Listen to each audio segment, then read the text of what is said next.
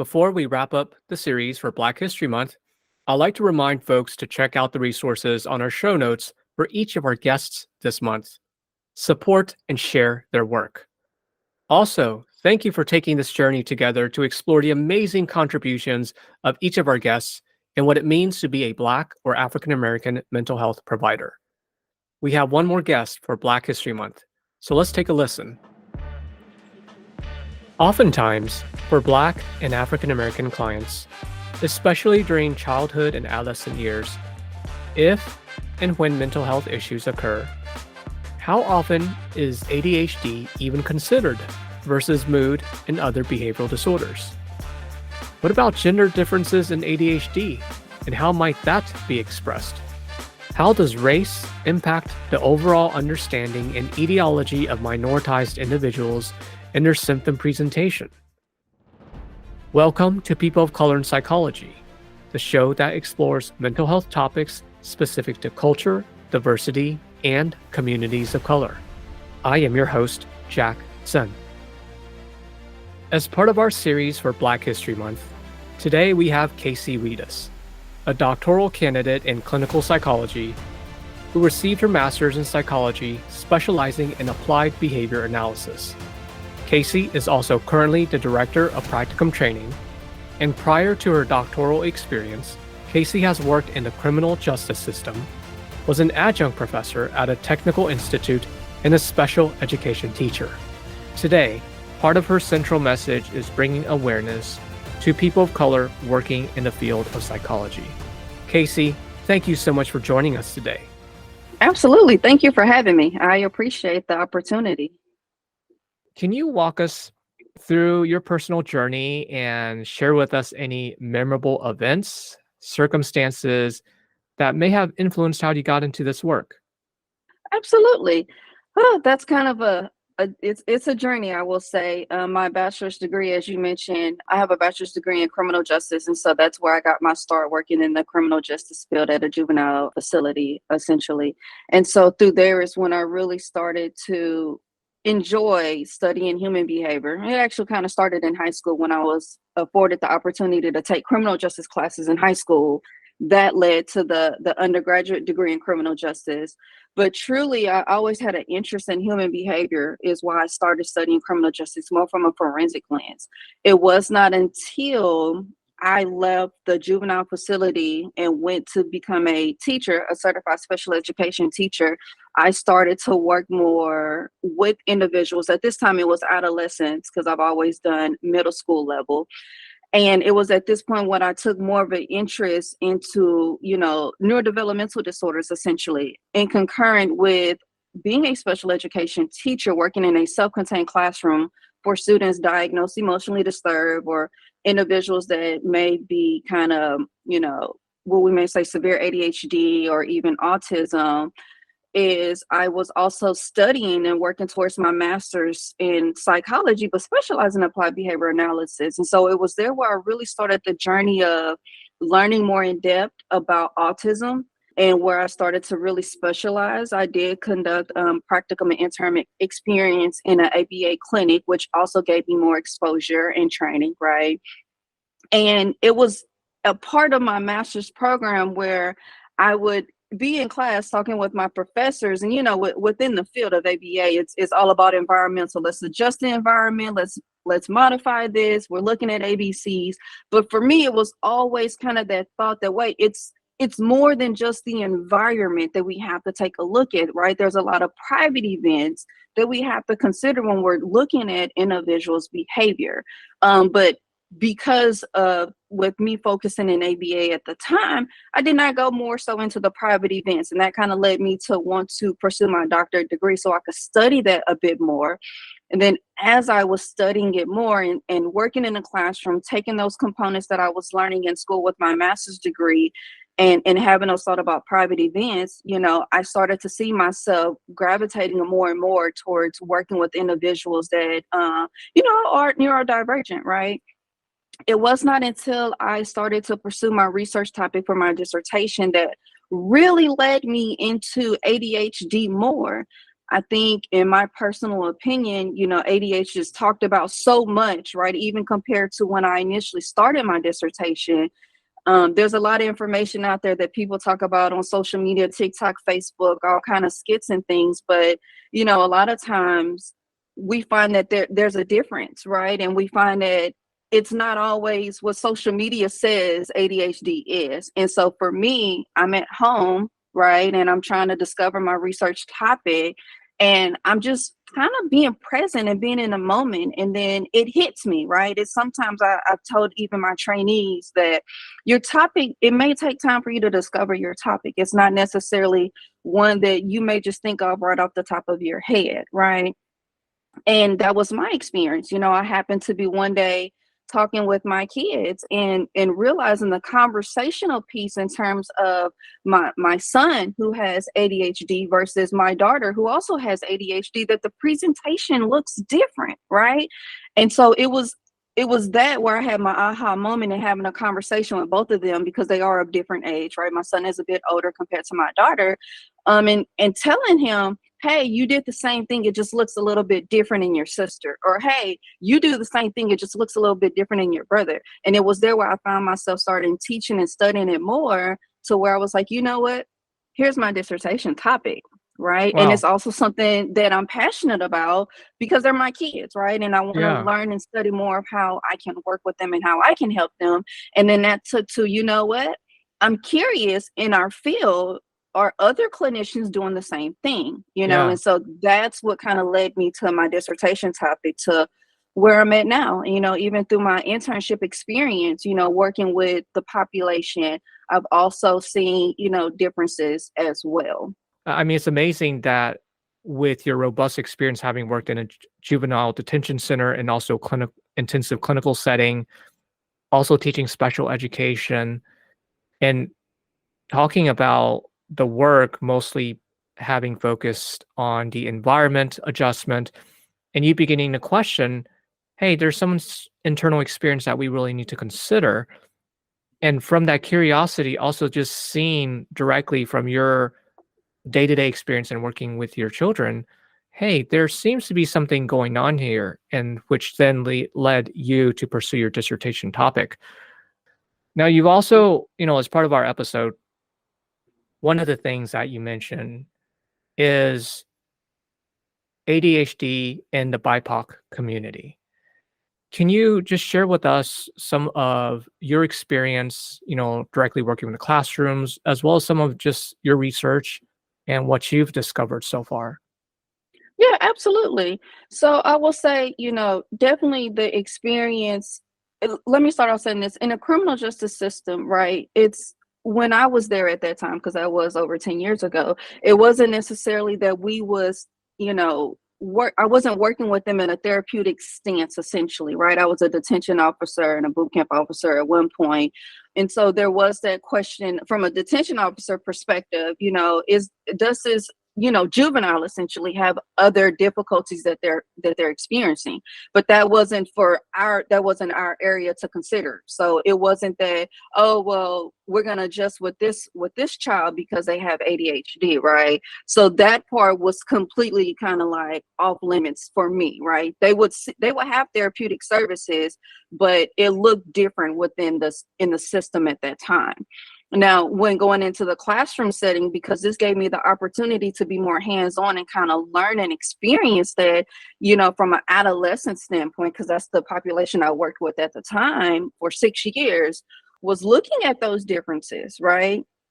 And not put in that stereotypical, what we see, the stigma associated with ADHD, because oftentimes, and if I'm being honest, I found a lot of my colleagues will automatically receive that child 504, maybe special education paperwork, IEP paperwork, and automatically have this, presumption of how the child behavior is going to be.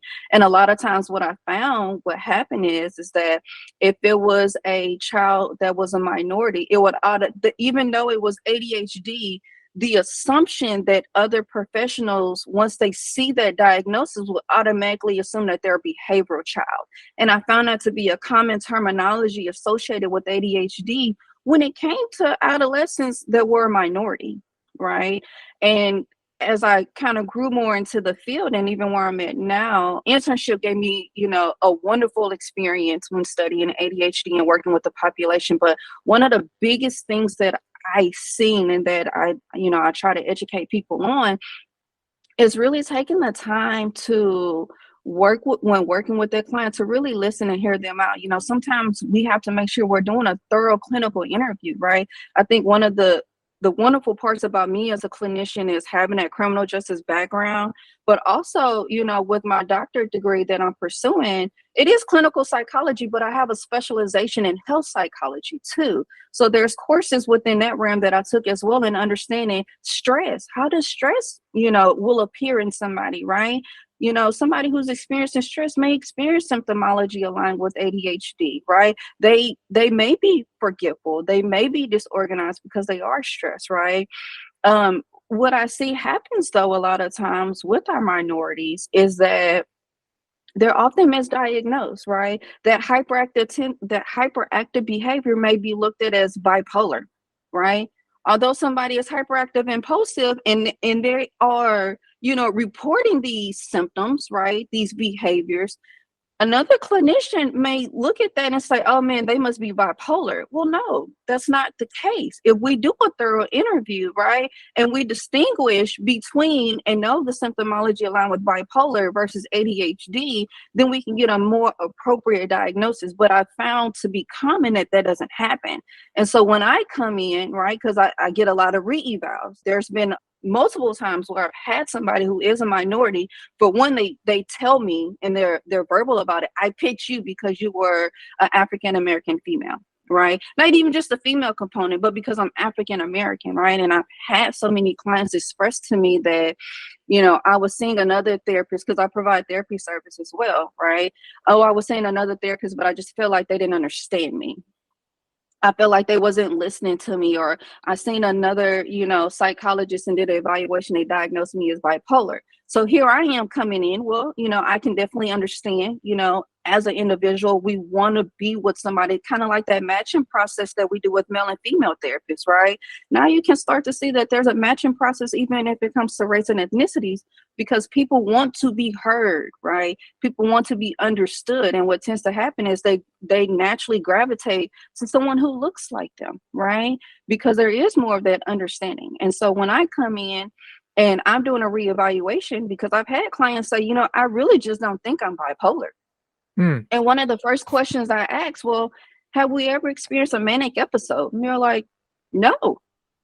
And so now, the red flag is going off with me because I'm like, okay, so now we got to play detective and figure out, well, how did we get this diagnosis? What's going on? And so again, doing that thorough clinical interview, right? And being able to look at fine nitty-gritty things, because yes, impulsive behaviors can look bipolar, right? If somebody is manic, if they are manic, individuals with ADHD are not manic.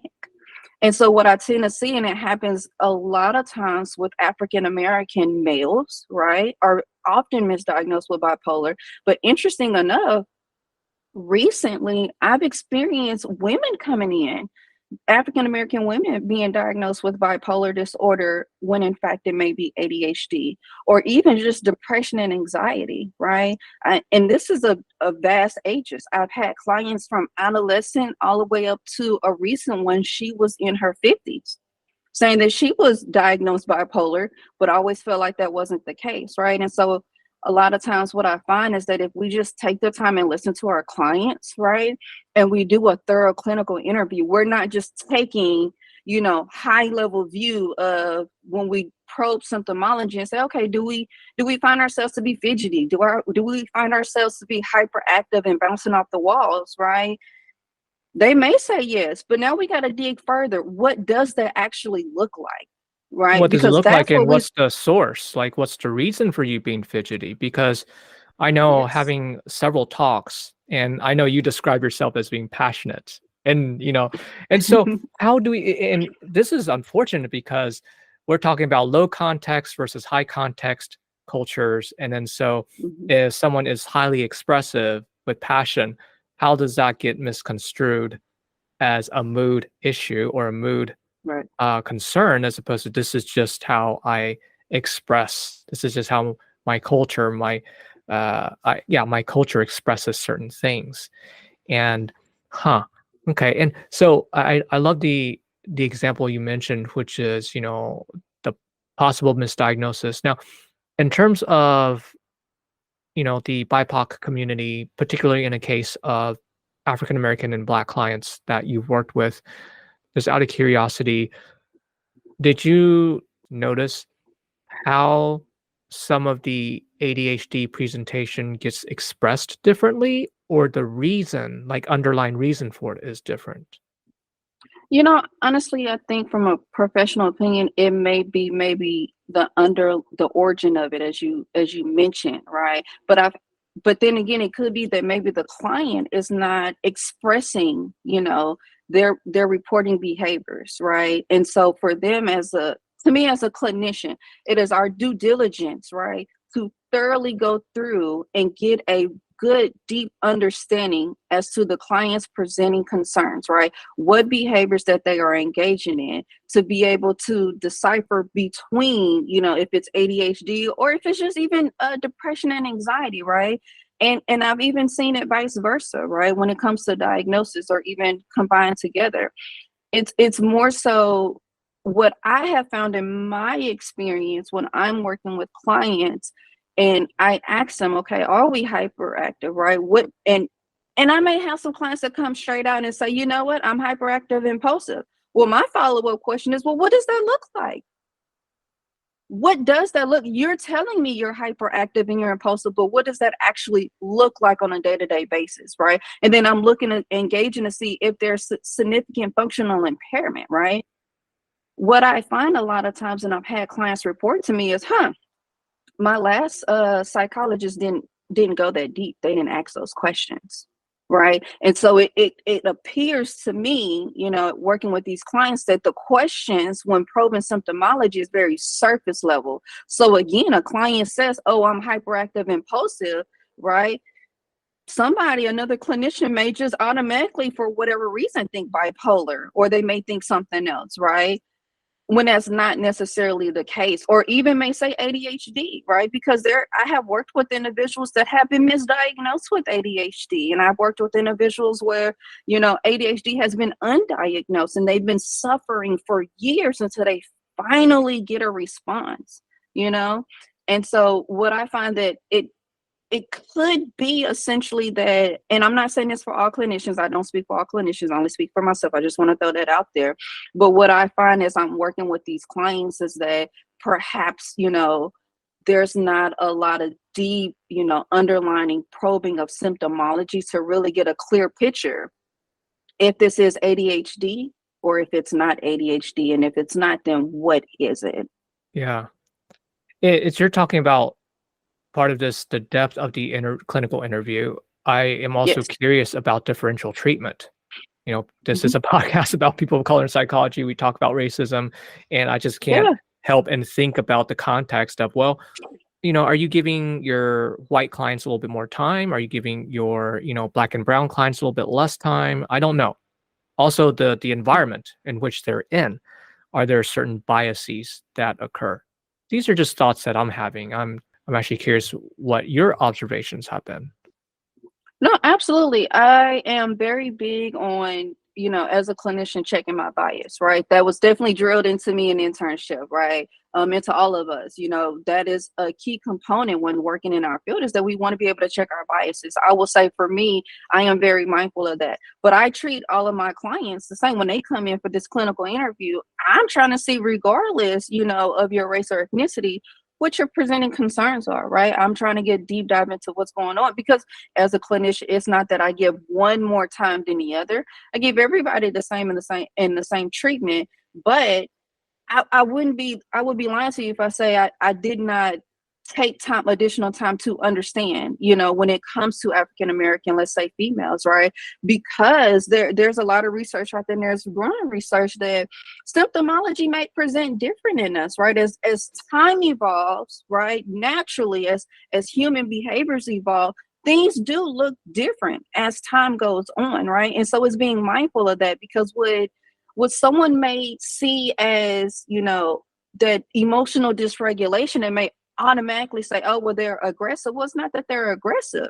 Maybe they're having challenges regulating their emotions, right? Maybe there's that irritability there. Maybe there's that frustration there, right? And so it's even getting to the origin of that. Because if that emotional dysregulation occurred at the same time of those developmental periods, right? Because emotional dysregulation is a component of ADHD. So it's not necessarily to prejudge and say, oh, well, you are, a minority individual and you're irritated, you're frustrated. Oh, you have this diagnosis, or oh, you're just depressed and you're anxious, right? Even for women, research shows us that women internalizes their challenges, right? Hence a lot of times why they go miss or undiagnosed with ADHD, right? Regardless of the race or the ethnicity behind it.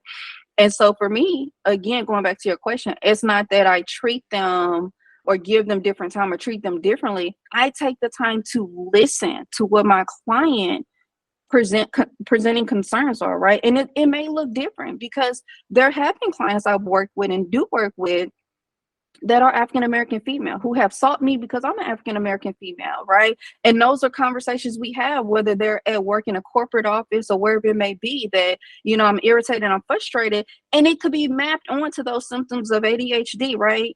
Gosh, Keisha, I'm just having so much trouble completing my assignments on tasks. I'm tired of working on the weekends. Who wouldn't be frustrated and irritated, right?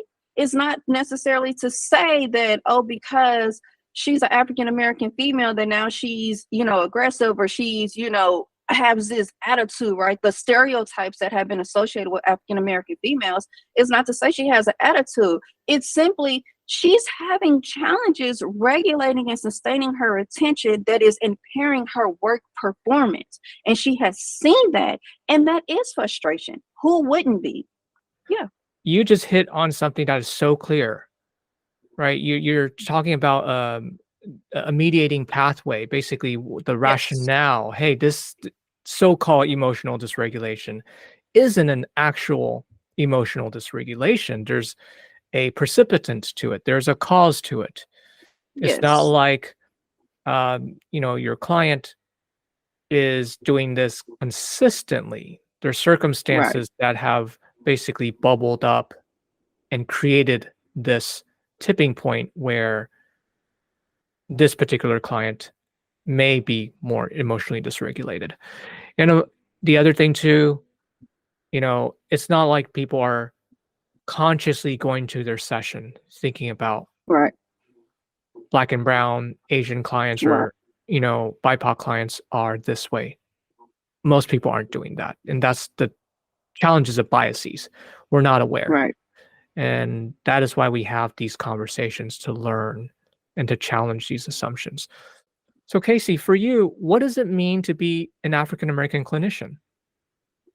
That is such a loaded and powerful question. And I've gone back and forth in my head thinking about it. But, honestly, for me, what it means is to be aware, right? It's to bring awareness. For me, it means a lot to me. Let me say this, because I do have, right, 2 young, beautiful African American girls. I'm a mother. I do have an African American son, right? And so for me, it allows me to, one, kind of be a model to them and show them that, as individuals of color, these are things that we can do too, right? We can accomplish too, because I have been in a space, right, in a room where I was not heard or I was not spoken to because of the color of my skin. I have walked into a meeting where I was the only African American person in the room, right? And then when that happens, there have been times that I have not been listened to, right? Or I have not been spoken to. And so I've been in those spaces. And for me, one of my take-home messages is the awareness part, right? It's to be aware. That's not the case. I'm passionate about what I do because it does touch home for me, but also because there should be more awareness, right? It's to the point where I get clients that come in and they're picking me because of the color of my skin. And again, I understand, right? When you are an individual that has experienced not so good opportunities with other therapists or clinicians or what have you, right? You do start to seek and say, you know what, I want somebody who's going to understand me. I think the biggest thing for us as clinicians is to listen, right? As a trainee, I was taught that that's what you're supposed to do, right? From a forensic lens, right? You go deep down and you develop an understanding, regardless of what the person looks like on the outside, right? We're trying to figure out what is going on, right? And what I find is that sometimes that's not happening with all of our BIPOC community clients. And it's sad that it's like that, right? But I feel like for me as a young individual aspiring psychologist to be coming into the field and navigating the field, one of my biggest things as part of my professional identity is to advocate, is to teach, to provide that psychoeducation, right? And to teach other people, even if it is trainees, right? That multicultural competence. There's a lot of times it seems as though we tend not to take that as serious, or it's just kind of one of those competencies that's there, like, oh yeah, we know, but are we really paying attention to it? And the biggest thing is if you sit and you be in a moment with your clients and you really listen to them, right? And ask them, right? I don't know everybody's culture, but you know what? What I do if I don't know their culture, I ask them, teach me. The best way to learn when it comes to the multicultural component is not just necessarily going to the research and what it says, but asking your clients, learning firsthand through your clients. And I do that regardless of anybody's race or ethnicity, because if I don't know the culture piece that goes for you, how can I really help you?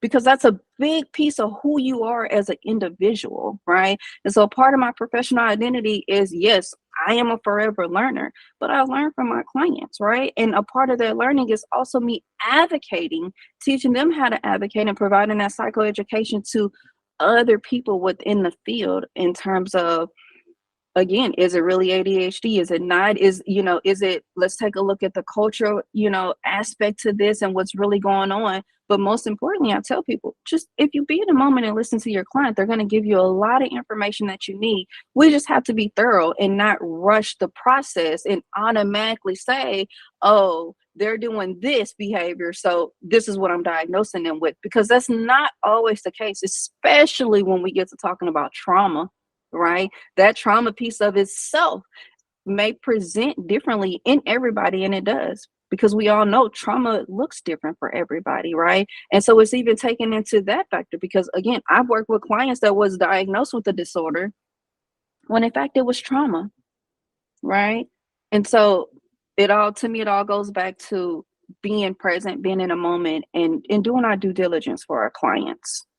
Yeah. Well, thanks for sharing that. I mean, just this idea for you being an African American clinician carries a lot of responsibility. Yes. Also, a sense of empowerment and paving the way for other clinicians as well as your children, modeling, hey, we are competent, we can do this together. Yeah, Yeah. absolutely. So, we see it across different areas, but, going back into the psychology world, yes, it holds dear to me. And, for me as an African American female into the field, there's pride attached to that for me, right? There is a lot of sense of pride, but not too much to where I'm not doing what I'm supposed to be doing and I'm not checking my bias. It's just more so I have learned, you know, if it was the other way around, would I want to be misdiagnosed with something or undiagnosed with something because of the color of my skin, because of the community that I'm in? And when I find that the answer is no, then I'm gonna treat everybody the same, because everybody should be. But in the world we live in, I understand that that's not true, right? And it doesn't happen for everybody. And I've experienced that personally, and I've experienced that working with clients. So my role, right, in the field is to do that due diligence, right? To be that support for individuals within the community, right? So that they do have somewhere to turn to, somebody who will understand them and not jump and say, oh, well, you just have, the Black girl attitude. So yeah, they think that they think that the irritability and that frustration is the attitude part, when it's not. It's somebody who is struggling. And naturally, right, somebody who's struggling may start to get irritated or frustrated, right?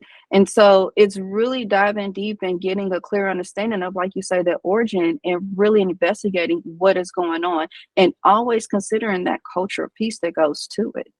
Yeah. Casey, thank you so much for sharing that. Now, what does Black History Month mean for you? Oh, for me, it means a lot more so because my birthday is actually Juneteenth, right? Yeah. So Wow. for me yeah, absolutely. For me growing up, it was definitely talked about, right? But more so when I learned and I got older, the meaning behind Juneteenth, right? So even now for me, I celebrate my birthday just a little bit different, right? Because it's not just my birthday, but it's Juneteenth. And so, Black history for me, is empowerment, right? To me, in my mind, right? Just as an African American person in general, Black history is all year round for me, because every day I wake up and I am Black. And every day that I wake up and I work with my clients who are a part of the BIPOC community, is to ensure, just as well as I'm doing due diligence for everybody else, I'm also doing due diligence for them, and not making any assumptions, right? And always being sure to check my bias. So Black History Month is a year for me.